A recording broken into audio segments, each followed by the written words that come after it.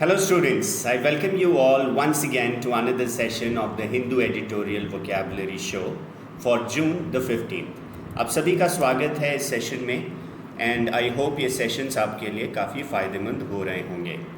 So before I start बता दूं, रोज़ शाम में 6 बजे 6 PM I discuss important grammar concepts for all exams. आपके लिए ये काफ़ी फ़ायदेमंद होगा आपके कॉन्सेप्ट्स और आपके स्किल्स को ब्रशअप करने के लिए. So please ensure that you watch these regularly. Okay, and also the vocab show का जो PDF है वो आपको इस वाले ग्रुप में मिल जाएगा @IyersSir_TB. इसका लिंक नीचे डिस्क्रिप्शन बॉक्स में भी है, उस पर क्लिक करके आप इस टेलीग्राम ग्रुप को ज्वाइन कर सकते हो और PDFs रेगुलर बेसिस पे ज्वाइन कर सकते हो. तो चलिए शुरू करते हैं जून 15 का ये हिंदू एडिटोरियल वोकैब शो. पहला वर्ड जो मैं लेके आया हूँ दैट इज़ इलस्ट्रियस. OUS से ख़त्म होने वाले ऑब्वियसली आपको पता है कि एडजेक्टिव्स होते हैं OUS सफिक्सेस वाले. इलस्ट्रियस का मतलब होता है famous and successful. A person who is very famous and successful is called an illustrious person. Hindi में समझो प्रसिद्ध और सफल. प्रसिद्ध और सफल व्यक्ति को हम इलस्ट्रियस बोलते हैं जनरली. सेंटेंस था where his illustrious rivals Roger Federer and Rafael Nadal were and still are widely popular universally. Djokovic was admired but not quite loved. Now यहाँ पे obviously आप समझ गए होंगे ये आर्टिकल किसके बारे में था. It was the French Open जो कि नोवाक जोकोविच ने जीता और उसी के साथ 23 ग्रैंड स्लैम टाइटल्स जोकोविच ने जीता, which is the maximum till date by any international player. तो उसके बारे में ये आर्टिकल था जिसमें लिखा हुआ था while his illustrious rivals Roger Federer and Nadal. मतलब फेमस राइवल्स ज़्यादातर देखो होगे अभी रिसेंट ग्रैंड स्लैम मैचेस में फेडरर, नडाल और जोकोविच का बहुत बोलबाला था in most of the games coming towards the end, quarter finals, semifinals और फाइनल्स में. तो कह रहा है कि रॉजर फेडरर और राफेल नडाल काफ़ी इलस्ट्रियस हैं, फेमस हैं, प्रख्यात हैं. Were and still are widely popular, काफ़ी पॉपुलर हैं यूनिवर्सली पूरे दुनिया में. जोकोविच was admired but not quite love. जोकोविच को बहुत ज़्यादा एडमायर तो किया जाता था बट बहुत ज़्यादा उनके फ़ैन फॉलोइंग उनके बराबर नहीं था, फेडरर या नडाल के बराबर. सो इलस्ट्रियस का सिनोनिम्स होंगे डिस्टिंग्विश्ड, एमिनेंट, एस्टीम्ड और रिनाउंड. इन सभी का मतलब होता है प्रख्यात और वाइडली नोन, रिनाउंड जिसे कहते हैं. डिस्टिंग्विश्ड, एमिनेंट, एस्टीम्ड और रिनाउंड, दीज आर सिनोनिम्स. और एंटोनिम्स इनके हो जाएंगे लोली, इनसिग्निफिकेंट, अनरिमार्केबल और ऑर्डिनरी, जिसको बहुत लोग नहीं जानते.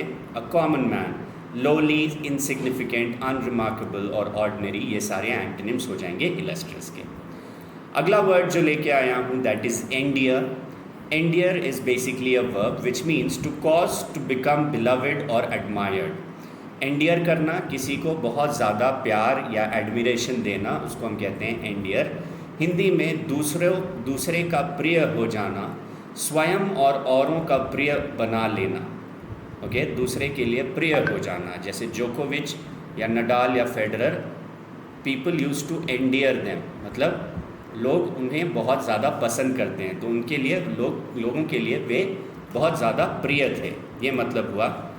एग्जाम्पल है even the polyglot in him, he can speak Serbian, English, French, Italian, German and Spanish. मतलब जोकोविच की बात की जा रही थी. The polyglot in him, polyglot का मतलब होता है person who can speak multiple languages, जो कई सारे लैंग्वेज. पॉली का मतलब बहुत और glot has to do with language. Okay, again epiglottis आप जानते हो गले में होता है द वॉइस बॉक्स को एपीग्लॉटिस, वो ग्लॉट से आया. Glot has to do with language और speech. So polyglot one who can speak in multiple languages. ये जोकोविच के बारे में कहा जा रहा था कि वो सर्बियन बोल सकते हैं, English, French, Italian, German and Spanish. लेकिन उसके बावजूद did not fully endear him to his fans outside Serbia. लेकिन इतने पॉलीग्लॉट होने के बावजूद जोकोविच को उतना ज़्यादा फ़ैन फॉलोइंग या उतना प्रिय नहीं थे लोगों के बीच जितने कि नडाल और फेडरर थे. That's the meaning of this sentence. Endear के सिनोनिम्स हो सकते हैं एडमायर, वेनरेट और चेरिश. सभी का मतलब पसंद करना, बहुत ज़्यादा एडमायर करना. एंटनिम्स हो सकता है डिसलाइक, डिस्पाइज और हेट, नफरत करना, ये इसके एंटनिम्स हो सकते हैं एंडियर के। अगला वर्ड जो लेके आया हूँ that is herald. Herald is a verb basically which means to be a sign that something important and often good is starting to happen. ऐसी कोई संकेत जिससे पता चले कि कोई अच्छा, जनरली कोई अच्छी चीज़ होने वाली है, दैट इज़ हेराल्ड। हेराल्ड मतलब welcoming a good thing is also Herald, किसी अच्छी चीज़ की स्वागत आप कर रहे हो, that is also Herald. Hindi में इस बात का संकेत होना कि कुछ घटित होने वाला है, जनरली कुछ अच्छा घटित होने वाला है, that is herald. Now sentence था but his triumph in Sunday's French Open. Okay, जोकोविच की हम बात कर रहे हैं, वो उतने फेमस तो नहीं हैं जैसे कि फेडरर और नडाल को जितना पसंद किया जाता है उतना उनको नहीं पसंद किया जाता है, लेकिन उनकी जो ट्रायम्फ या विक्ट्री, जो जीत, ट्रायम्फ मतलब विक्ट्री या जीत, Sunday's French Open final against Norway's Casper Ruud might just herald that rare changing of the mind. कहता है इनका जो जीत हुआ संडे को फाइनल मैच में, कैस्पर रॉयड फ्रेंच ओपन के फाइनल मैच में, ये चीज़ इस चीज़ का संकेत हो सकता है कि लोग अपने माइंड को चेंज करें और वो भी लोगों के बीच में काफ़ी पसंदीदा हो सकें। The victory gave the Serb a record-breaking 23rd Grand Slam title, helping him steer clear of Nadal. Okay, जोकोविच को 23rd ग्रैंड स्लैम टाइटल मिला, जो कि नडाल से वो अब आगे पहुंच गए हैं number of grand slam wins में। ओके, ये मतलब हुआ। तो हेराल्ड के सिनोनिम्स हो सकते हैं प्रिसेज, हार्बिंजर और पोर्टेंट। इन सभी का मतलब होता है that something is going to happen. Antonyms हो सकता है कंसील, सप्रेस और रिट्रैक्ट, किसी चीज़ को दबा देना, कोई संकेत न मिलना, दैट इज कंसील, सप्रेस और retract, this could be the antonyms for this particular word. अगला वर्ड जो लेके आया हूँ that is trudge. Trudge is actually a verb जिसका मतलब होता है to walk slowly with a lot of effort, especially over a difficult surface or while carrying something heavy. Okay, बहुत ही थके हुए अंदाज में चलना, या कोई भार उठा रखा है किसी ने और धीरे धीरे जो चलता है that is ट्रजिंग।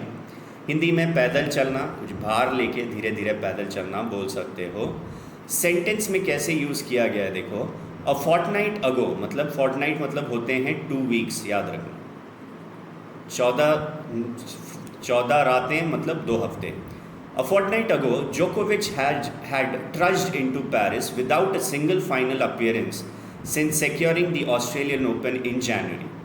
Okay, Australian Open जनवरी में उन्होंने सिक्योर किया था, उसके बाद एक भी कोई इंटरनेशनल मैच में हमने उन्हें देखा नहीं। और ट्रज्ड इनटू पेरिस कहा जा रहा है क्योंकि रिसेंटली जोकोविच के साथ काफ़ी विवाद वगैरह हुआ था। आपको पता है कि वैक्सीनेशन को लेके बोला गया था कि वैक्सीनेशन लोगे तभी ग्रैंड स्लैम्स खेलने देंगे, but he declined that he would not take the covid vaccination. ये सारी चीज़ें थोड़ी बहुत विवाद हुई थी, तो इसलिए बोल रहा है कि बहुत ही एक उस अंदाज में वो आए थे 2 हफ्ते पहले फ्रेंच ओपन खेलने के लिए, जो कि लास्ट इन्हें देखा गया था ऑस्ट्रेलियन ओपन जो जनवरी में हुआ था। सिनोनिम्स ट्रज के हो सकते हैं प्रॉड, ट्रेप्स, ट्रैम्प और स्लॉग। सभी का मतलब होता है टायर्ड तरीके से चलना, ओके, थोड़ा एफर्ट लेके। यहाँ पे ट्रज का सेंस ये बन रहा है कि काफ़ी विवादित थे, विवाद हुआ था, उसके बाद ये अभी दोबारा आए थे ग्रैंड स्लैम फ्रेंच ओपन खेलने के लिए। ओके, तो विवाद के सेंस में ही ट्रज्ड इनटू पेरिस, वो सारी चीज़ों को झेल के वो आए थे, उस सेंस में लिखा जा रहा है। Antonyms of trudge will be coast, slide, cruise और ग्लाइड, एकदम स्मूथ मूवमेंट्स। ओके, स्मूथली जाना, that is coast, glide, cruise और कोस्ट, स्लाइड, क्रूज और ग्लाइड, ये सारे इनके एंटनिम्स हो सकते हैं ट्रज के। ओके, अगला वर्ड जो है that is anointed. Anointed is an adjective which means chosen और expected to get an important position. Generally anointed का जनरल मीनिंग होता है किसी को जैसे एक पवित्र जल से या किसी अमृत से चर्च में बुला के, मंदिर में बुला के उनके सर पे एक पवित्र जल छिड़का जाता है ताकि उनको एक भगवान का बंदा ये बोलने के लिए उनको he is the chosen one और अनॉइंटेड वन, उस सेंस में बोला जाता है generally. Kings and queens are anointed, जब वो कोई सिंहासन लेते हैं उन्हें अनॉइंट किया जाता है प्रॉपर तरीके से कि yes you will be the king and everyone will recognise you as the king from now onwards. So वो चोजन वन है। तो चोजन वन को यहाँ पे अनॉइंटेड बोला गया था। मैं सेंटेंस दिखाऊंगा। हिंदी में एक महत्वपूर्ण स्थान प्राप्त करने के लिए चुना या अपेक्षित, उसे हम कहते हैं अनॉइंटेड। सेंटेंस था, इन 20-year-old कार्लोस अल्कराज, जो कि सेमीफाइनल जिनके साथ हुआ था जोकोविच का, widely considered the anointed one. अभी जो Carlos Alcaraz, he is a wonderful player. अगर आपने सेमीफाइनल फ्रेंच ओपन का देखा होगा तो that was kind of tougher compare to the final match जो जोकोविच कैस्पर रड के साथ खेले थे। उससे ज़्यादा ये थोड़ा सा डिफ़िकल्ट मैच था, कॉम्पिटिटिव था। Okay, so in 20-year-old Carlos Alcaraz widely considered the anointed one. पहले सोचा गया था कार्लोस अल्कराज इस बार फ्रेंच ओपन जीतेगा। बहुत लोगों के वो फेवरेट्स थे, चोजन वन थे कि वही जीतेगा। तो he was the anointed one. He was faced with the tipsters favourite. Tipsters मतलब जो भी क्रिटिक्स, जो भी इनके फैंस होते हैं टेनिस में, जो एक्सपर्ट्स हैं, ओके, वेटरन्स हैं, उन्होंने इन्हीं को कार्लोस अल्कराज को फेवरेट बताया था फ्रेंच ओपन जीतने के लिए। But he left the French capital after winning the generational battle. Alcaraz is 16 years his junior, मतलब जोकोविच से 16 साल जूनियर है। जोकोविच is what 36 years, Alcaraz is 20 years only, and Ruud 12 years his junior. Okay, so Alcaraz 16 साल जोकोविच से junior हैं, रड 12 साल जूनियर हैं, and regaining the world number 1 ranking. इसके बावजूद he is kind of old, 36 years, तो काइंड ऑफ थोड़ा स्पोर्ट्स के सेंस में थोड़ा सा ओल्डर एज में गिना जाता है। उसके बावजूद ये अपने से इतने छोटे लोगों को वो हरा के जोकोविच won the French Open this time. Now synonyms of anointed, kinged बोल सकते हो, रिकग्नाइज्ड, अप्रूव्ड और इंडोर्स्ड, जिसे लोग कह रहे हैं कि हाँ यही करेगा, he is the chosen one. Kinged, recognised, approved और इंडोर्स्ड। एंटोनिम्स हो सकते हैं इररेलेवेंट, अनल्ड या कर्स्ड। ओके, शापित बोल सकते हो, one who is not the chosen one, और अनल्ड, ये सारे इसके एंटोनिम्स हो सकते हैं। ठीक है, so these were the words of the day. इसके अलावा गाइस बता दूं, आप लोग अगर CDS, AFCAT, CAPF के लिए प्रिपरेशन कर रहे हो और बेसिक से एडवांस लेवल तक आपका ग्रामर, वोकैब एंड कॉम्प्रिहेंशन का प्रिपरेशन चाहते हो तो you should join our courses. अभी एक ज़बरदस्त ऑफ़र आप सभी के लिए चल रहा है, जहाँ पे CDS, CAPF, AFCAT तीनों के लिए अगर आप प्रिपेयर कर रहे हो, this is a combined package जिसमें आपका कॉम्प्रिहेंसिव एक डिटेल्ड कोर्स है, बेसिक्स टू एडवांस लेवल तक, जिसका ये फ़ीस है बट आपको बस 3704 में मिलेगा, plus 6+2 months additional subscription, only if you use this coupon code जोश। जोश कोड यूज़ करके आप इस कोर्स को बाई कर सकते हो। इसके लिंक्स नीचे डिस्क्रिप्शन बॉक्स में हैं, and today is the last day which is 15th जून। अगर आप अलग से CDS के लिए प्रिपेयर कर रहे हो, अलग से CAPF, CRPF constable, CDS, CAPF, AFCAT हो तो बता चुका ऑलरेडी, और AFCAT के लिए अलग से कर रहे हो तो तब भी आप इंडिविजुअल कोर्सेज ले सकते हो if you want to kind of specifically prepare for an exam, तो आप इंडिविजुअल कोर्सेज भी ले सकते हो। अगेन इसका भी कूपन कोड जोश होगा, you will get up to 90% off and 6+2 months subscription. बाकियों में बस CRPF में 3 month सब्सक्रिप्शन आपको मिलेगा। Okay, so grab this offer opportunity as soon as possible. इसके अलावा टेक्स्ट बुक जो पास है वो भी 499 का है, बट आपको डिस्काउंटेड में मिल जाएगा 299 रुपीज़ में। उसके लिए आप अगर टेस्ट सीरीज़ ले रहे हो टेक्स्ट बुक का, so use this code Josh pass. Okay, for courses Josh code use करना। अगर प्रैक्टिस सेट्स ले रहे हो तो Josh pass which is for the text book pass, उसमें भी आपको हैवी डिस्काउंट्स मिल जाएंगे। And today is the last day. So that was it in this session. Hope you enjoyed and learned from it. Do like, share and subscribe to the channel. Click on the bell icon for notifications. और भी लोगों को बताओ इन sessions के बारे में। PDF के लिए इस वाले टेलीग्राम ग्रुप में चले जाना, उसमें आपको PDF इस सेशन का मिल जाएगा। डेली का सेशन का मिल जाता है, डाउनलोड करके एक फ़ोल्डर में रखो और रेगुलरली रिवाइज करते चलो। So that was it in this session. मिलता हूँ अगले सेशन में, तब तक के लिए goodbye, stay safe, take care.